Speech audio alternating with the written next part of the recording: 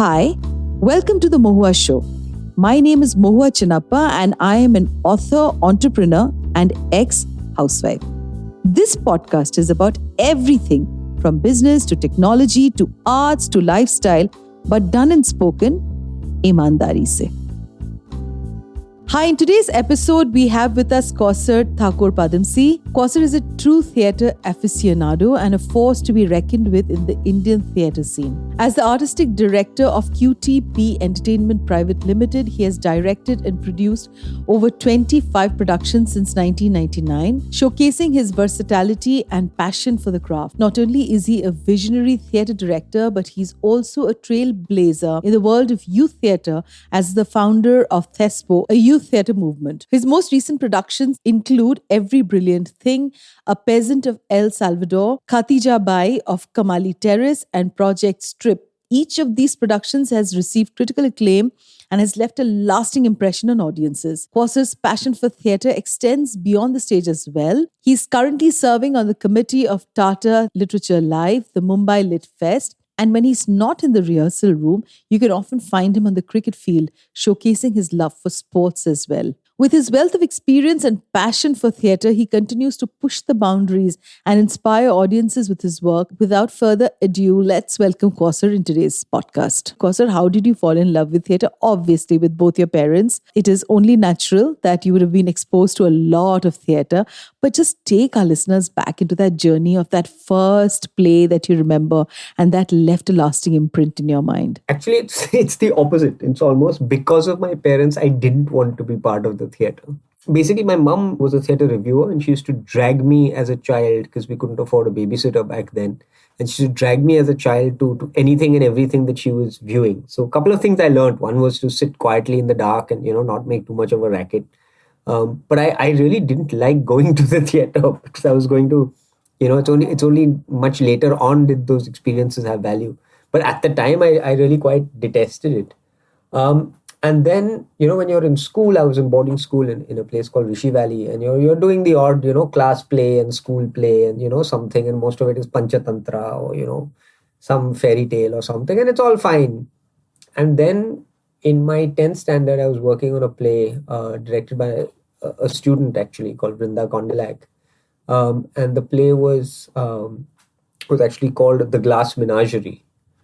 And it was the first proper play I'd ever worked on, it was really, it's only 4 characters, it was quite intense. And somewhere in the middle of our second performance, we only used to have 2 performances in those days. And somewhere in the middle of our second performance, in the end of the closing monologue, the closing soliloquy, I paused, for dramatic effect. And I felt the audience pause with me. And I remember that very clearly, because I remember thinking at that time, oh my God, this is the coolest feeling in the world. And no matter what I do, I want to keep feeling like this. And at that moment in my head, I was thinking, no matter what else I do, I want theatre to always be part of my life. Terrible thing for an actor to do, and an actor to think about and say at that time.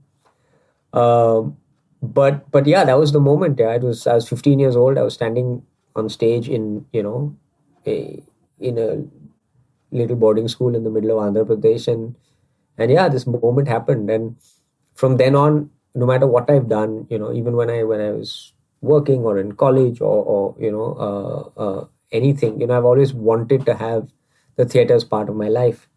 And in fact, I started off as an advertising professional with, trying to do theatre on the side. And because work was not letting me do theatre, I finally decided, okay, hey, let's, quit this and let's just try and dive full length into theatre and see what happens. So yeah, I mean, that's really my relationship with the form. So Quasar, मेरे ख्याल से बहुत सारे सुनने वाले हैं अभी जो बहुत शायद घबराते होंगे, to get into theatre, because theatre as, a profession is not very easy. We all know that, to get the funds flowing and to get the entire production going, इतना तो आसान होता नहीं है जैसा हमें लगता है कि स्टेज पे एक्टर खड़ा है और वो अपने लाइंस बोल रहे हैं and this entire Quasar Eureka moment मैं बोलूंगी. But how do you approach the process of creating a new production? I don't think there's one fixed way of working in that sense. Different people work differently. Usually when I'm working on a play or thinking about something, it has to resonate with me. I mean, I work for a company called QTP and we have a very clear idea, which is one is this a story that needs to be told? And can we tell it interestingly? And those are the two, basically, the longitude and latitude that we use as our x-axis, y-axis, that we use how to determine anything that we want to do. And it invariably starts with finding a text or finding an idea and then working with a writer to develop a text. Either way, the thing is that you have to be excited about it. At the end of the day, if you're working on a play, at the very least you're working on it for about 3 months before it opens, and at the very most, almost, it could be over a year, before you actually do that first performance. So it has to be something that really matters to you and that really excites you. This is a commitment unlike any other. 2 months down the line, can't be bored with the project or the idea. You have to really dive into it. And what I love about the theater, it's live. Yes, it's a hard life. It's not quite a career in the way that you can't buy houses and stuff if you're working in the theater.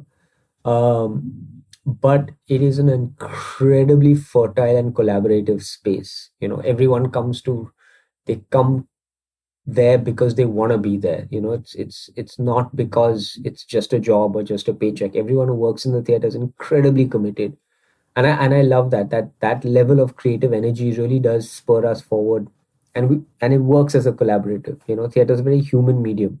It's about people telling a story to other people, and I really enjoy that. So to be honest, I actually don't enjoy shows that much. If you told me, okay, you'll never do another show, but you'll be in rehearsal constantly. Yeah, I'm happy with that. For me, theater is about rehearsing and about finding who these people are in the story or in the text and just discovering their motivations and what. Because for me, on a very personal note, theater just seems to be a study of human beings and human behavior. And every time I've worked on a play and I've come out of it, I feel like I have gained a little bit as a human being. I've learned a little more. I think I'm a better human being because I now understand people better. Just a little bit, and that's what theater means to me. How fantastic. So Quasar, you've even spoken about collaborations, जो actually मैंने इसको इस तरीके से कभी देखा ही नहीं था, because my parents were also into theater, and as a child I remember being in the darkroom space जहाँ पे I think every time another actor took turns, so they carried me in their lap. And so theater has been a very integral part of my life also, so I kind of understand this entire space and how we get influenced with our parents very subconsciously, with our surroundings. But पूरी दुनिया को पता है कि when you work with actors and creative team members, rehearsal process में बहुत सारे problems होते हैं, because सबके बहुत mood swings होते हैं, issues होते हैं. So Quasar, इसको how do you deal with that? And the whole world, they have this whole tag that they say that it isn't easy to work with people who are so passionately driven. So, when you're putting an entire production together, how do you deal with individual people? And has there been challenges? How have you approached it? Would be fantastic for our listeners who want to put a production together, because with the podcast medium, we have a lot of young people who listen to us and, they put together school and college productions. So would you share some tips? It's a strange one. Working with people is always wonderful and always difficult, because people are people. We're all different kinds of people. We have different things. One of the things that I do enjoy about the theater, and at least on the teams that I've worked with, and I've been quite fortunate, is the fact that most of the time everyone is looking towards that production. That is the most important thing. The play is the thing. And then your little side egos and your little issues or whatever, they all pale in the background, because at the end of the day, are we as a group able to deliver the best possible performance? And I think that's kind of a good rule of thumb, even when you're setting up to work on a show. There are bound to be clashes. There are bound to be days. I mean, there was an actor I worked with who, for example, was very uncooperative at rehearsal, and it used to be quite tough. And then we discovered it's because he was on a new diet. So he was on a non-carb diet, so his food was kind of bland, and he was just irritable because it was something that I was getting used to. So there we thought, oh, he doesn't like being in the play, he thinks too much of himself, all of that. But actually, we realized it's as something as simple as that. And the thing about working in the theater is if you're going to work in a show for 3 months or whatever, you are you pretty much know those people in and out for those 3 months. You know what's happening in their homes. It is fun. My father said this quite interestingly once. He said, I have 75 families. 72 of them are the groups of the plays that I have made, and three other, the rest.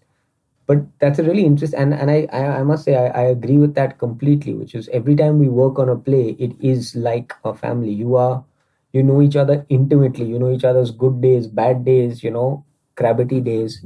And as long as it's in the pursuit of making a piece of work, and trying to find what that piece of work is and do it to the best of the ability, it's fine. It starts becoming a little more problematic when it's about you know other things, and it's no longer about the play per se.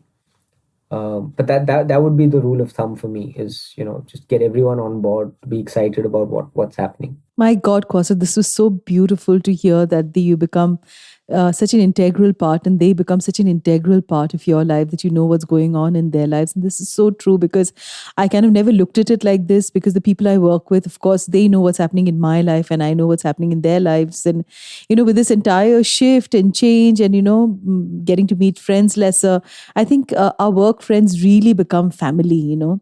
But how do you balance this entire artistic vision, with budget constraints when you're creating a production?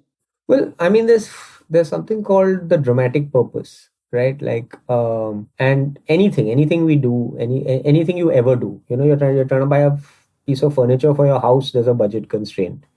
There's a size of the door problem. There are practicalities that you have to work out. You can't just walk in and say, oh, I want to get a lazy boy, or I want to get a couch. If your house has a narrow passage in the stairwell and the couch won't come in, you know.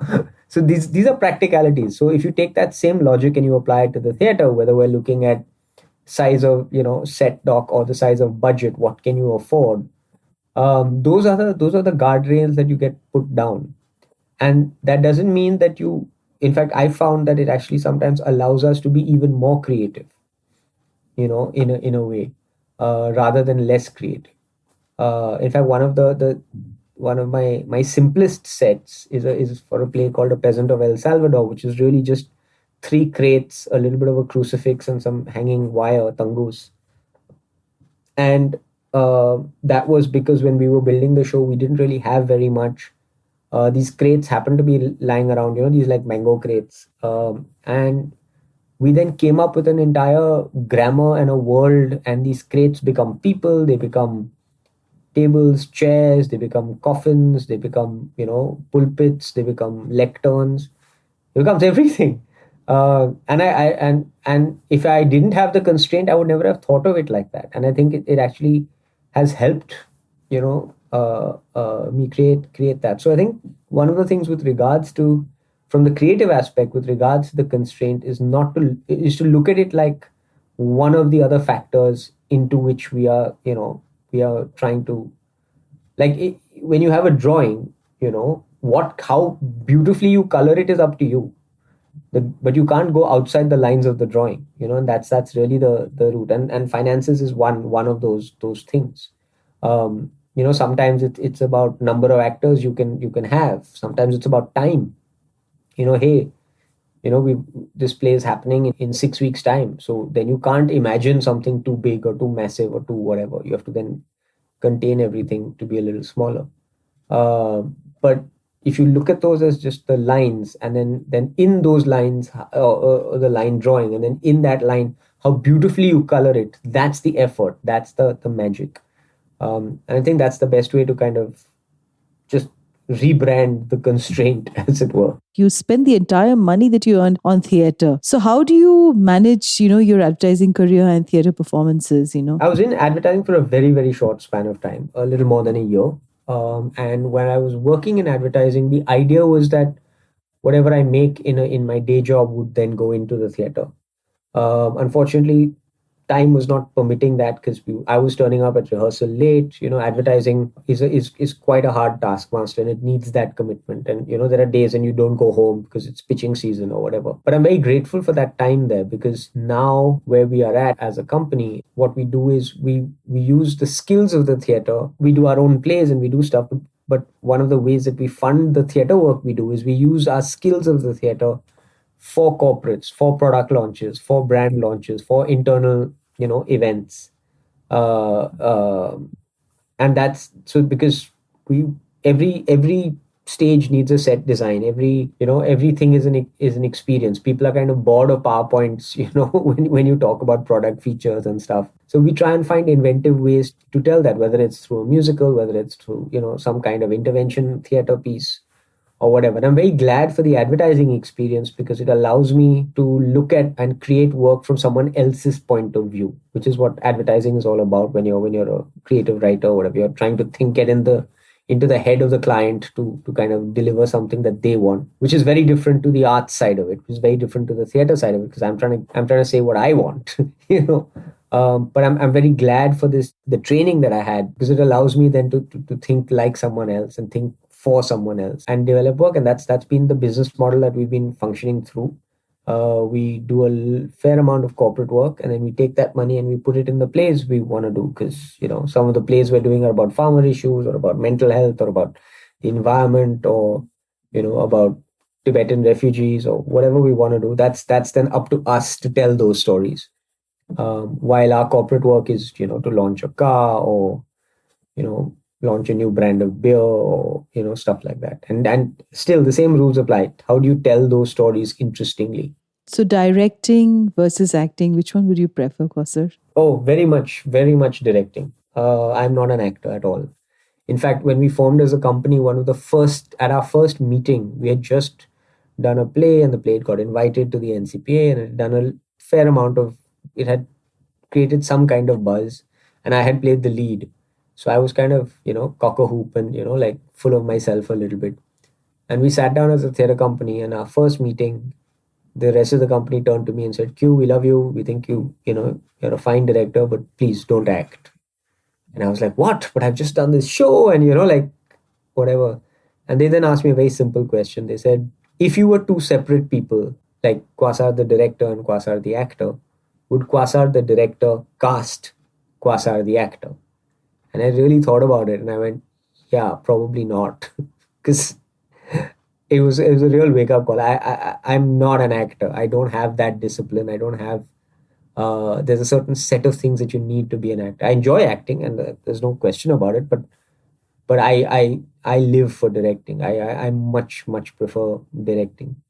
So if you wake me up at 3 a.m. in the middle of the night and say, what are you? And I'll say, I'm a director. I'm a theater director. That's how I identify myself. It's been so phenomenal to speak to you. But before I end, I need you to tell my listeners, who is Quasar? What are the kind of memories that, if you were right now talking to me, that you could look back into this entire love and passion that you have for theater and acting and being on stage, putting the entire production together, being so creatively inclined? What would be those moments in your life that you think was that turning point? I mean, I don't know about turning points and whatever. I've been very lucky. I've got to work with some lovely people when I was starting out, with people like Rehan Engineer, and then I got to work internationally with someone like a Tim Supple, which was really fortunate. I've managed to travel around a little bit and work internationally and locally, and that's always lovely. What I love about the theater is the fact that every week is different. In fact, that's one of the problems I had when I had a corporate job, was the fact that every week was the same. I was going to the same place, doing the same thing. With the theater, every week is completely different. So, for example, this week I'm, writing a song for someone, but next week I'll be in rehearsal with Every Brilliant Thing, and the week after will be us planning a new production. So it just every week changes. I find that very exciting. There are 3 or 4 amazing moments. One where we were performing in Darpana in Ahmedabad at Natrani, and it's an open air venue, and it started pouring with rain. There were about 25 minutes left for the end of the show, and it started pouring with rain. And we switched off, the light rig and stuff because, whatever. And I was about to go on the stage to tell the audience we're really sorry, we're going to stop the show and whatever because of the rain. But the audience didn't move. They just sat there in the open air in the rain. Some of them put up umbrellas, the others just sat there. They were so engrossed with the show. And then we had to really think, we're thinking, dude, if the audience is not worried about the rain, how can we be worried about the rain? And we performed those the rest of the show, and we went on. And it was an amazing half an hour. It was really quite beautiful. And almost serendipitously, as soon as the last line was said, like the rain stopped. And years later, I met someone who was at that show, and he's like, "Haan sir, banta tha." It's like it was such a lovely evening that this extra element really needed to happen. So that was an amazing thing. There's another show that we did. We performed in Dharamsala, a play called So Many Socks. And there's a sequence in there where these youngsters, college students who are in the play, they put up the Tibetan flag. And a lot of the audience were the Tibetan community. And there's this old gentleman who stood up at that point and started applauding. And there's still, 15 minutes of the show to go. I don't know, those last 15 minutes after that man started applauding is not the play I directed. I don't know what it was. It was the most magical commune between actors and audience. Like the audience willed the show on, and the actors took that and went with it, and it was just magical. I've never been in an environment. I'm very fortunate to have been in an environment that was that fertile, that energetic. There was literally like electricity flowing through, this actor audience kind of thing. They were willing the show on, and the actors were responding to that. So there've been a few things like this that have been really quite magical. Our show, Every Brilliant Thing that we do, we often have occasions when audience members are coming up after and stuff because the show is about suicide and about mental health and how to look for the joyful things in life. And people come up and they share, and we are just so fortunate to be part of that. Just to be witness to it. I love being in the theater. I recommend it wholeheartedly, not just as an exercise or like people constantly say, do the theater, it makes your diction better, you'll get self-confidence, you'll do this, you'll that. Yes, all of that is there, but that's all ancillary. I do believe the theater makes you a better human being. It makes you work together with people and makes you understand people better. And it tells us a little more about the nuance in the world. It helps us see the different patterns and the different kinds of things. And if there's one thing we desperately need more of, it's nuance. We need to understand what our fellow man is saying and actually give them the benefit of doubt and be generous and receive that and appreciate that. So yeah, I mean, I wouldn't change this for anything. Thank you, Quasar, for being on today's episode. It's been fantastic talking to you. Wish you all the best with all the upcoming productions. And I know that you're in love with theatre. And this is going to be such an amazing episode for any of our listeners who are wanting to start their own production or are frightened to sink their teeth in wholeheartedly into theatre. This episode will really help them decide better. Thank you for being on today's show. Thank you. Thank you so much for having me. All the best with this. Anyone out there who wants to join the theatre, just do it, man. To you, our dearest listeners, you can find us on your favorite streaming services, Spotify, Amazon Music, Apple Podcast, and of course on all other major streaming services. With loads of love, we are The Mohua Show, where we talk ईमानदारी से.